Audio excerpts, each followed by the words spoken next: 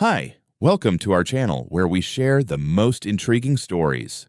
When I bought my dream house in Cedar Pines, I expected peace, not a digital war with a corrupt HOA president. But when violations turned to threats and neighbors vanished into silence, I realized this wasn't just suburbia. This was a battleground, and I wasn't backing down.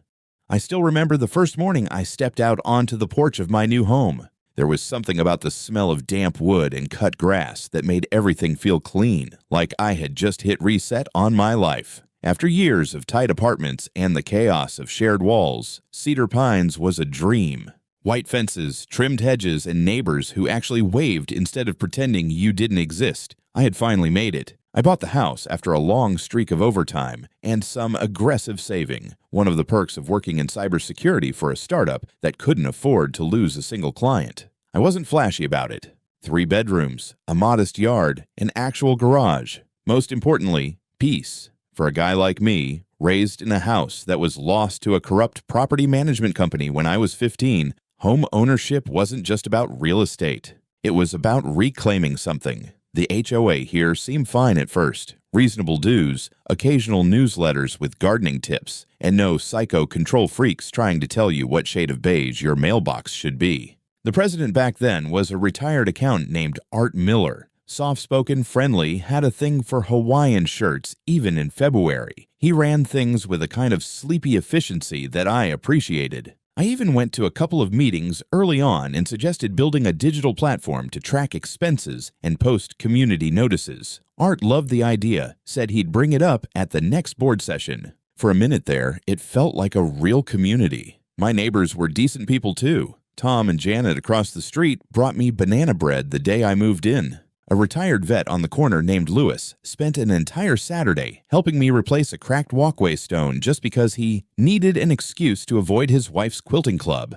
It was the kind of place where people actually helped each other out, and I found myself thinking maybe, just maybe, this was going to be different from everything I'd known before. Once I got settled in, I started tweaking the place. Small upgrades, new locks on the doors, reinforced hinges, a motion sensor camera over the front porch, and an indoor server rack in the garage that managed my smart home system. Call it paranoia, call it being in my line of work, but I liked knowing my house could notify me if a raccoon sneezed too hard by the trash bins. I wasn't obsessive, just prepared. Still, there was a part of me that didn't fully relax. Like muscle memory from growing up under financial pressure and watching my parents get steamrolled by legalese they didn't understand. But every time I stepped into my backyard or sipped coffee on my porch swing, the weight got a little lighter. The first year passed without a single raised eyebrow from the HOA. No complaints, no surprise visits. It was quiet, peaceful, maybe too peaceful, but I wasn't about to jinx it. For the first time in years, I didn't feel like I was looking over my shoulder. That would change, but not yet. Art Miller's departure came without warning. One week, he was out trimming his roses and flip-flops. The next, there was a for sale sign in his yard and an HOA-wide email saying he was moving to Arizona for health reasons and warmer golf courses. I didn't think much of it at first. People moved on. Life moved on. Then came Karen Brady. She was introduced as the new HOA president at the next monthly meeting, a special session called to vote on interim leadership, except no one else ran.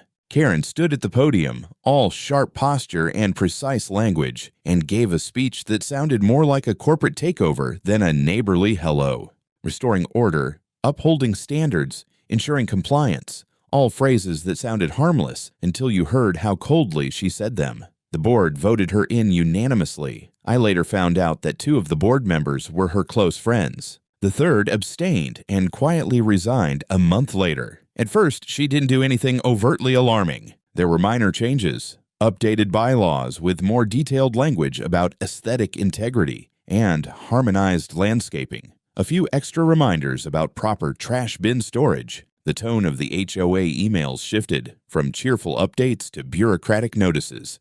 Then the dues went up. Not dramatically, just enough to raise an eyebrow. $20 here, $50 there. The justification. Increased administrative needs and improvements in community infrastructure. A month after that, I got my first violation notice. Improper camera installation, non-HOA compliant device placement. It referred to the motion sensor camera above my garage, the same camera that had been there for over a year without a single word. I emailed the board pointing out that the camera was within property lines and not aimed at any neighboring homes. No response. A week later, I got a second notice. Failure to comply. Daily fines may apply. I wasn't even given a window to appeal. I tried speaking with Karen directly at the next meeting. She smiled like a diplomat and assured me the board was looking into it. When I pressed her for clarification, her smile didn't fade, but her voice lost its warmth. "We're simply enforcing the rules equally," she said. "It's important that no one thinks they're above them." Neighbors started grumbling. Lewis, the old vet, told me he got dinged for inconsistent lawn edging. Janet across the street got a warning about her mailbox being off-standard color, despite it being the same white it had always been. The absurdity was almost comical until you realized people were starting to give in. One by one, cameras disappeared, yards were over-manicured into lifeless perfection, and no one wanted to speak up anymore. When I asked Tom if he'd join me in raising concerns formally, he hesitated. "I got a visit last week," he admitted, lowering his voice. "Two guys from the compliance committee said if I kept causing friction, my remodeling permit might hit some delays. I don't even have a permit pending." That was when I realized something bigger was happening. This wasn't a fussy HOA president trying to play neighborhood cop. Karen was consolidating power, and she wasn't hiding it. It wasn't in my nature to back down quietly, especially not when something smelled like abuse of power. And Karen Brady's HOA reign was starting to reek. The absurd violations, the hush-hush visits to neighbors, the sudden disappearance of security cameras around the neighborhood. It wasn't paranoia. It was a pattern. I started small.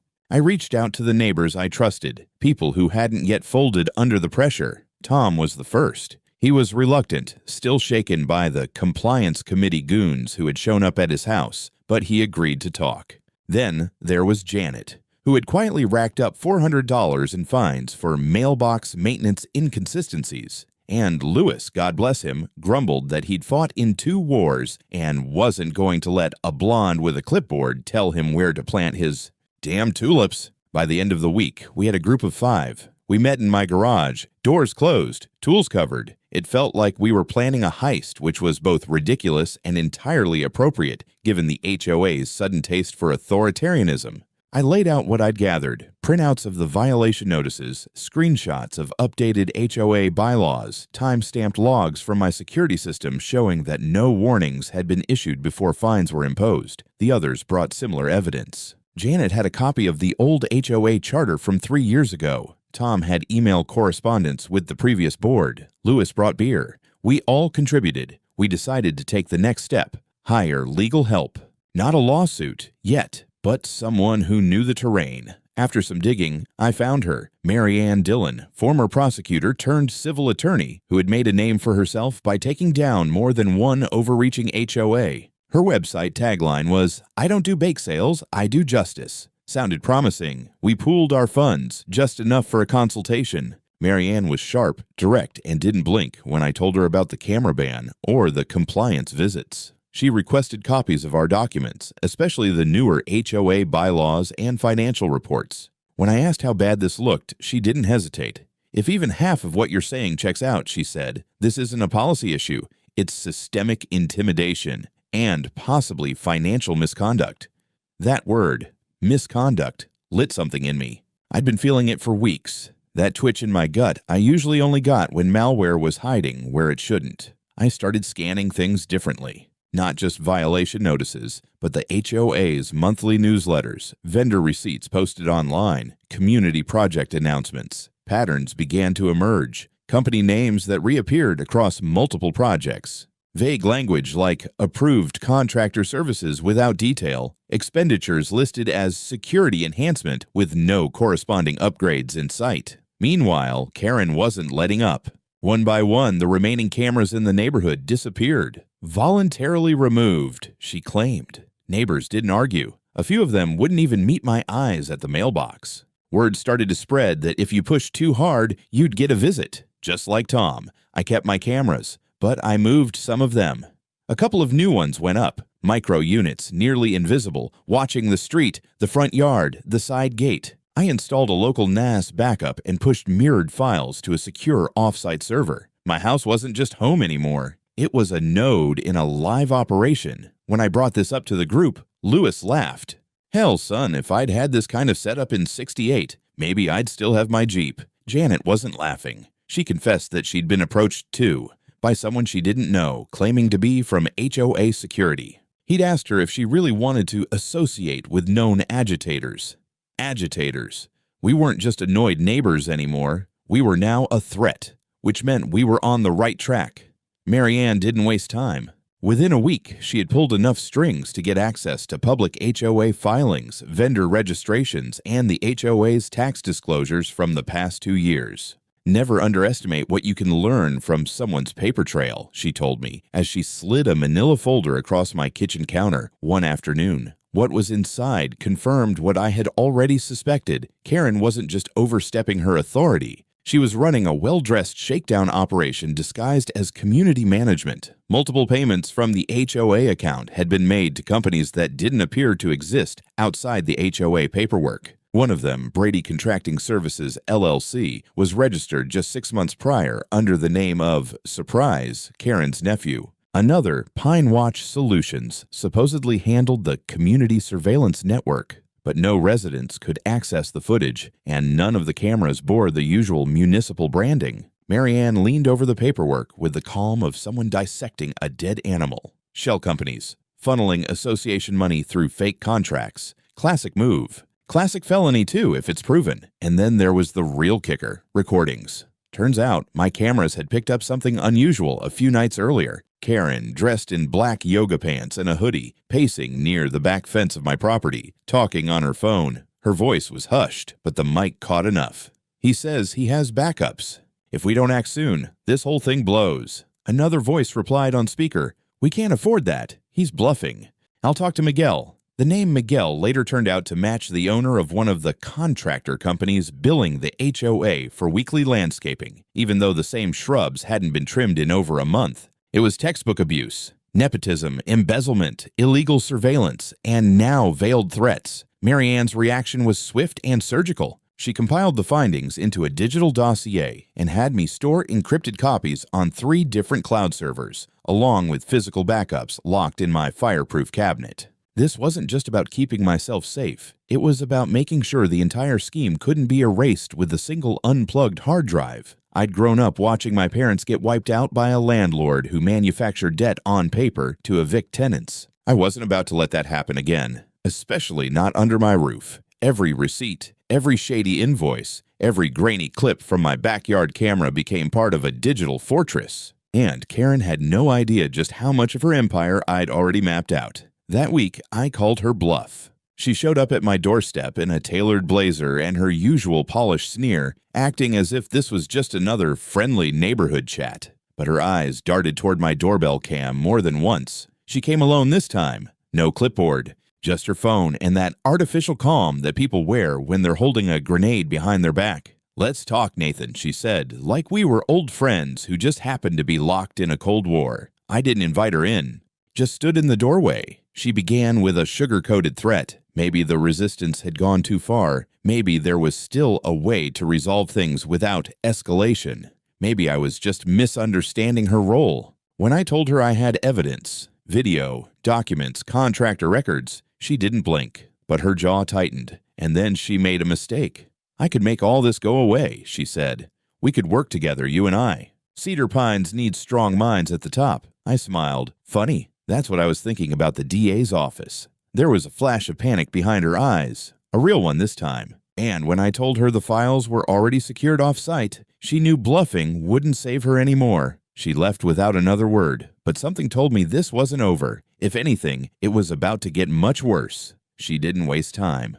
2 mornings after our little doorstep standoff, Karen pulled up in a matte black SUV, the kind of vehicle you'd expect to see outside a private security firm, not a suburban HOA president's driveway. She wasn't alone. 2 men climbed out after her, stocky military posture, sunglasses that stayed on even in the shade. One had a tactical vest under his polo. The other scanned my front yard like he was expecting sniper fire from the birdhouse. HOA security, my ass. Karen strode up to my porch like she owned it, heels clicking with surgical precision. I didn't flinch. I was already standing outside, sipping coffee and pretending to scroll on my phone while actually watching all three of them on my side yard camera feed. I hit record the second they stepped onto the grass. "Let's try this again," she said with a smile that didn't touch her eyes. "In private."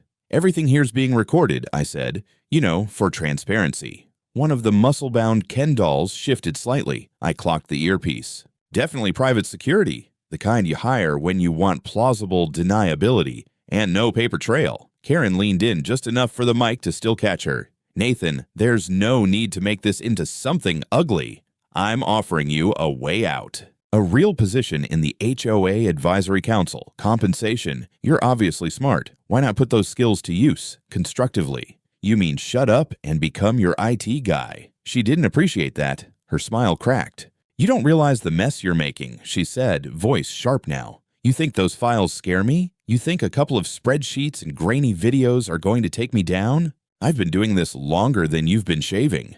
I took a slow sip of my coffee and met her stare. "You don't scare me either." We stood in silence for a moment, the only sound the faint buzz of a lawnmower 2 blocks over. Then I said it, calm, clear, firm. "You step down, publicly. You return all HOA funds taken through your shell companies. We call it even. You disappear, and this doesn't go to law enforcement." Karen blinked. For the first time, I saw it, the shift. That flicker in her expression when she realized she'd lost control of the narrative. She nodded slowly, said she'd consider the offer, then turned and walked off like she'd just finished inspecting a termite problem. The goons followed. I knew she wasn't going to step down. That afternoon, my neighbor Tom texted me. "Red sedan's been parked down the street since noon. Guy inside's not moving, just staring."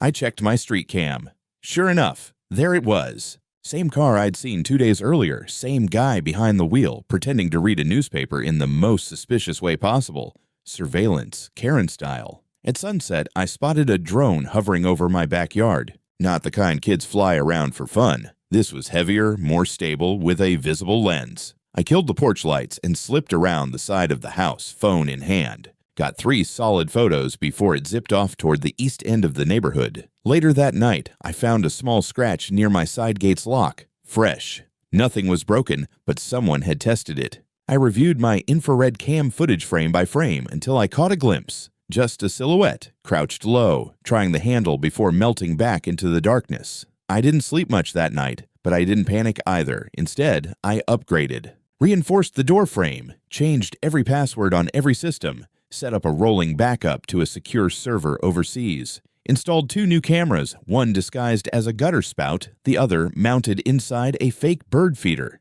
I wasn't just protecting my home now, I was defending a case. Karen had made her move. She'd offered the bribe, sent the muscle, circled her wagons. Next time, I knew she wouldn't knock. Tuesday started off like any other day. Early coffee, black hoodie, rushed emails before traffic. I was halfway to the office when I noticed the same dark red sedan parked a block over, just idling. Same guy from before, wearing the same smug aviators pretending to fiddle with the radio. I didn't stop. I didn't look. I just made a mental note of the license plate, recited it twice under my breath, and added it to the growing list of things that felt very not neighborly. By lunchtime, my phone buzzed. A security alert from the smart home system. Rear door. Forced entry attempt detected. Lockdown protocol initiated. That stopped me cold. I was in the middle of a status meeting, but I didn't even excuse myself. I just walked out, phone already opening the live cam feed. And there she was, Karen, in broad daylight. On my back patio, wearing a hoodie, gloves, and what looked like designer sneakers because God forbid she break and enter without coordinating footwear. She wasn't alone. The same 2 goons from earlier were with her. One was jamming a pry bar into the door frame, while the other kept lookout, not realizing he was squarely in view of 3 different cameras. I watched in real time as the motion-activated floodlights kicked on. The security shutters slammed down over the back windows with a mechanical hiss. A loud siren began wailing, loud enough to wake the HOA's entire fake sense of order. Karen flinched like she'd been slapped, dropped something, looked like a small hard drive, and then bolted. The 2 guys tried to follow, but by then it was too late. My phone lit up again. Dispatch confirmed. Officers en route. ETA, 6 minutes. It felt like a movie. A bad one, like a suburban mission. Impossible reboot no one asked for. I jumped in my car and drove like hell. By the time I reached my street, 3 patrol cars were already there, lights flashing, sirens off. Karen was in cuffs. So were her 2 henchmen. One of them was yelling something about wrong house, while the other sat quietly, head down as if trying to disappear into the sidewalk. Karen, on the other hand, had gone full meltdown, screaming about conspiracies, stolen property, and demanding to speak to the mayor, the sheriff, and possibly God himself. An officer recognized me as I stepped onto the lawn. "Mr. Hall?" I nodded, breath tight in my throat. "We got here just in time. Your system locked them in the backyard for a few seconds. They were trying to get inside when we rolled up. We recovered this." He handed me a plastic evidence bag. Inside was a portable SSD, my SSD, the one I kept in my home office drawer with full backups of the HOA financial data, surveillance footage, and every shady invoice Marianne had helped me analyze. I checked the back door. The frame was damaged but holding. The lock was warped but unbroken. One of the cameras had a crack across the lens, but everything else held. I didn't say much, just stood there as officers read Karen her rights, her voice going hoarse from screaming. Something about false evidence and illegal surveillance. Irony was practically pouring out of her pores. The lead officer leaned in quietly. "She claimed she was here to retrieve stolen property, but your system logs show you weren't even home, and we've got full footage of them trying to break in. This isn't going to go well for her."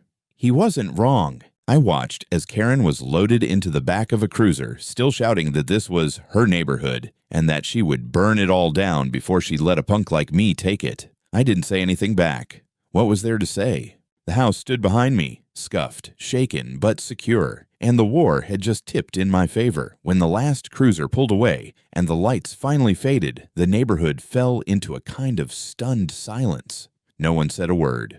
I stood in the middle of my yard, hands in my pockets, staring at the cracked lens on the corner cam like it was a war medal. The siren had stopped screaming, but my pulse hadn't. Even with the chaos over, it felt like the tension had left a crater behind. The police had been efficient, professional, no nonsense. One officer walked me through the scene, pointing out the broken latch, the scratched lock, the footprints in the mulch by the side gate. The SSD they'd recovered from Karen's hand had my label still on it. HODOC's final. No ambiguity there. No spinning the story. She hadn't been stopping a thief. She was the thief.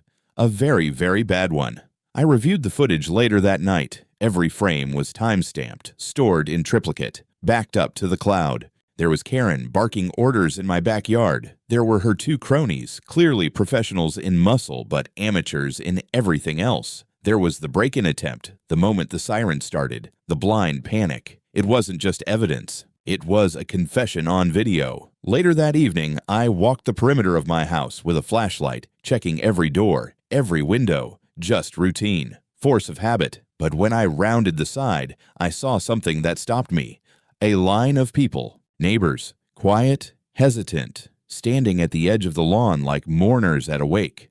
Tom, Janet, Lewis, even Mrs. Graham, who usually only left the house to yell at squirrels. Tom was the first to speak. "We saw the cops," he said. "We saw her." His voice shook a little like he couldn't quite believe it. Janet stepped forward next. "We're sorry, Nathan. We didn't know it was this bad." Lewis let out a grunt. I knew she was off the second she started measuring mailbox heights. But breaking into your house, that's some full-on criminal crap. I nodded, not really knowing what to say. I wasn't used to attention, and now half the neighborhood was treating me like some kind of digital Batman. I told them what the cops had said, that Karen was being held, that the charges were serious, and that they'd probably want to start checking their own documents. Phones came out immediately. Photos of notices, invoices, HOA bulletins. Everyone wanted answers now. The next morning, I got a call from Marianne. She was practically humming through the phone. "You just handed us a gold mine," she said. "Do you have any idea how rare it is to catch someone like this mid-felony with video and digital logs? I'm talking clean-cut prosecution." She'd already spoken with the district attorney's office, who were very interested. The charges were stacking up: criminal trespass, attempted burglary, destruction of property, unlawful surveillance, financial fraud. Karen wasn't going anywhere anytime soon. More calls came that day. Local news wanted a statement. I declined, but someone had already leaked the footage. Blurry snapshots of Karen in cuffs made their way to a neighborhood Facebook group. One of the comments said, "Turns out the guy with the cameras was the only one seeing clearly all along. I didn't smile, but I won't lie. I saved the screenshot." The next evening, a knock on the door. This time, it wasn't security goons. It was Officer Martinez, the same cop who had walked me through the break-in aftermath. "We've had more neighbors come forward," he said. Threats, intimidation. One guy said he was told his water might accidentally get shut off if he didn't pay a late fee on a bill he never received. He paused. "Nathan, what you did, it didn't just protect your house. You might have saved this whole block."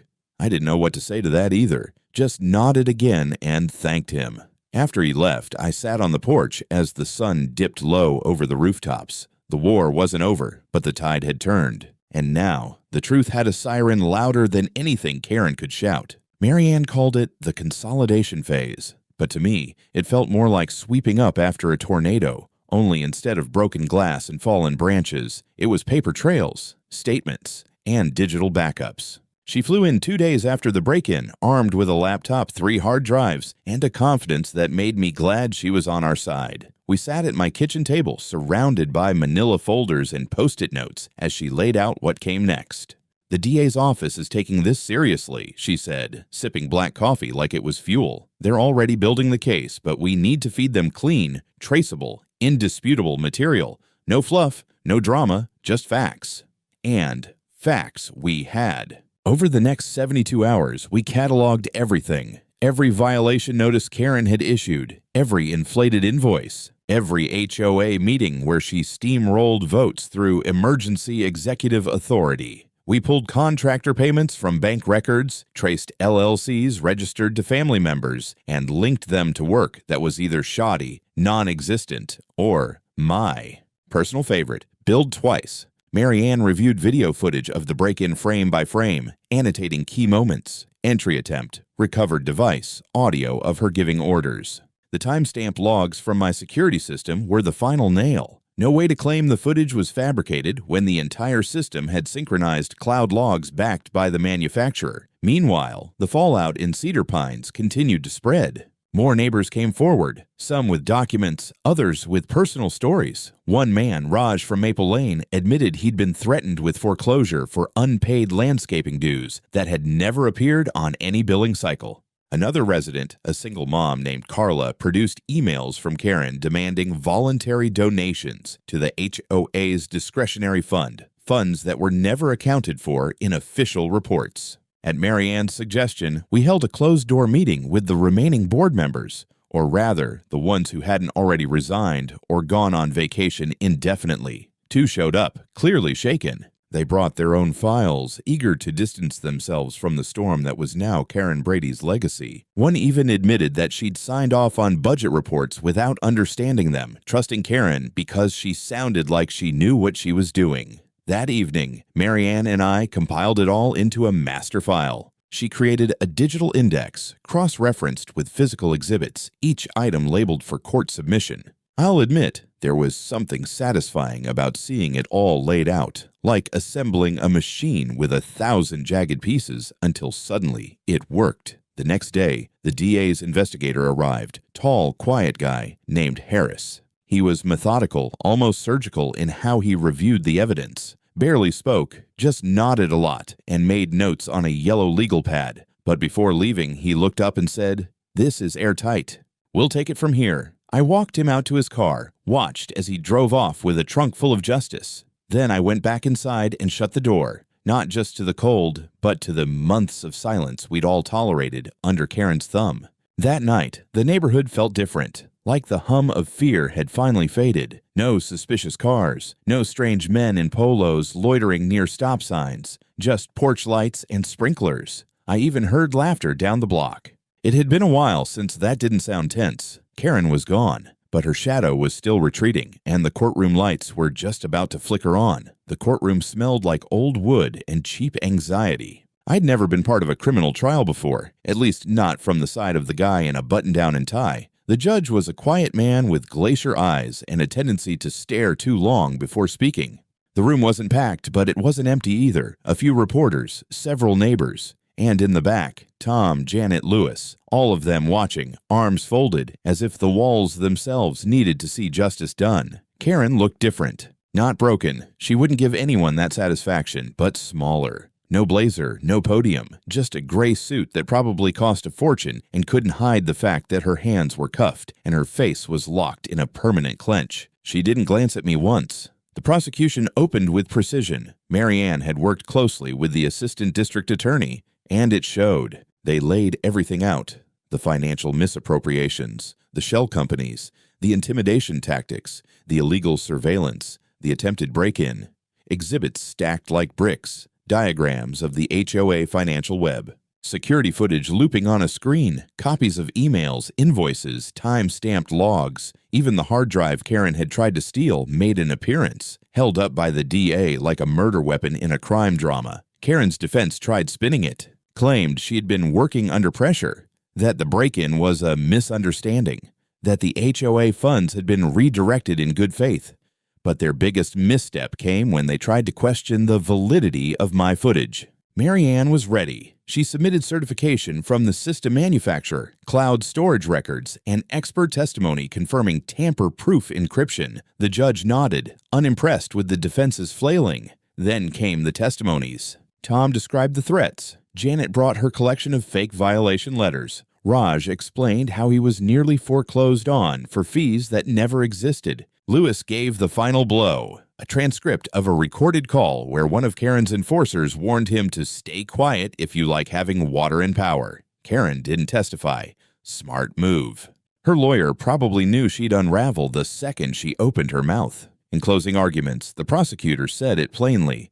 This wasn't community leadership. It was organized coercion under the pretense of authority. And when exposure came knocking, she broke into a man's home to destroy the truth. The jury didn't take long. Guilty on multiple counts: trespassing, attempted burglary, criminal mischief, wire fraud, abuse of authority. Sentencing was swift. 8 months in county jail, restitution to residents, and a court order banning her from holding any HOA-related role in the future. One of the charges, unlawful surveillance, was escalated to a civil suit still pending. But this trial, this was the hammer coming down. The judge glanced toward me as he read the sentence. I didn't move, didn't smile. I just watched Karen's mouth tighten into a thin, bloodless line as the bailiff led her away. Outside the courtroom, someone clapped. I turned and saw Lewis with a grin that could bend steel. Told you, he said. Blonde with a clipboard was trouble. You'd think the day Karen was sentenced would be the final chapter, but endings aren't that neat in real life. There's always cleanup, reconstruction. What happens after the villain is hauled away doesn't just fix itself, it just creates a space, and someone has to decide what fills it. Within a week, the Cedar Pines HOA held a special emergency meeting, not in the usual clubhouse, but outside in Tom's backyard, by unanimous request. People wanted open air, not surveillance cameras. No formal agenda, no fake civility, just folding chairs, notepads, and a collective exhaustion thick enough to taste. Tom stood up and did something nobody expected. He nominated me for interim HOA president. I laughed, out loud, declined before he even finished the sentence. I didn't need that kind of authority, but I did nominate someone else. Janet. Organized, level-headed, deeply allergic to bullshit. The vote passed with a sea of hands, some even cheering. That night, we formed what we called the Transparency Council, a rotating board of 5 residents whose sole job would be to review all HOA financials, publish monthly reports, and serve 1-year non-renewable terms. We drafted a new digital infrastructure plan that would allow residents to monitor all contracts, budgets, and decisions online. The HOA would no longer be a shadow organization with fines as weapons. It would be boring again, predictable, peaceful. Just the way it should be. The court-ordered restitution finally came through. $70,000, clean, taxable, with a ribbon of righteous satisfaction wrapped around it. But I didn't cash it. Not right away. Instead, I asked Marianne to transfer it in full to the Holloways, an elderly couple on Oak Drive who had paid nearly $20,000 in fake violations over 2 years. They never complained, never fought, just tried to live quietly. People like them deserved that money more than I needed an upgraded espresso machine. When the transfer went through, the Holloways came to my door with a homemade pie and tears in their eyes. I accepted both. The local news finally ran the full story. Neighborhood Hacker Exposes HOA Tyranny. I cringed at the title, but I couldn't deny the facts. Footage of Karen being escorted out in cuffs, interview clips with neighbors talking about fear, silence, and finally, relief. They didn't use my full name. I asked them not to. The victory didn't need a hero, it just needed closure. A week later, on a warm Saturday evening, my porch filled with voices. Tom brought ribs. Janet brought deviled eggs. Louis brought fireworks even though it wasn't legal or relevant, but no one stopped him. We toasted with cheap beer and sparkling water, laughed louder than we had in a year, and when the sky turned orange and the first firecracker lit up the night, I leaned back in my chair and finally let my shoulders drop. No sirens. No threats, no paperwork waiting in the mailbox like a coiled snake, just peace, and a neighborhood that knew exactly what it would never become again.